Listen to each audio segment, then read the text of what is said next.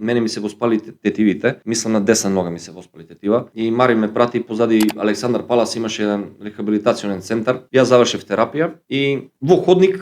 еден постар човек седи со штапче, некој е паднал, нешто се повредил, не знам што се случи и ме зауставува онака: Филиповиќ, добро играте вчера, овако онака, топ беше све, добра тактика, добро го чуваше Јане, меѓутоа гледам човек влага во што се вика тематика ептен и разбира многу работи. И викам, овој човек знае многу, што е работа, не ми е јасно. И во еден момент завршивме тоа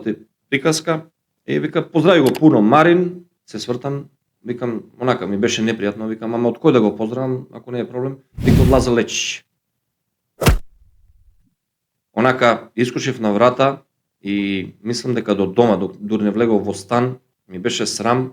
видов дека човек ми е познат, ама да не го познам човекот кој што бил тренер на сите легенди во работнички, човекот кој што земал Суарис куп во Грција, првенство на Грција, човекот кој што 1970 година беше помошник на Ранко Жеравица и бил тренер на такви играчи како Пешинич, Ќосич. Али мислам дека денешна генерација, како што ја викат генерација Z или Z, како ги викаат,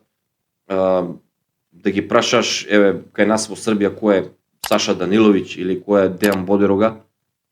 или кај вас да прашат кој е Петар Наумовски или Перо Блажевски, тие поновите генерации да речеме од 2006 нагору, ќе кажат дека тоа се некои програмери за видеоигрици. Када толку од муабет и толку од интересување, а мене навистина тоа ме срами и ден денес да не сум го познал легендарниот Грк во тој моментот и таква жива легенда тогаш.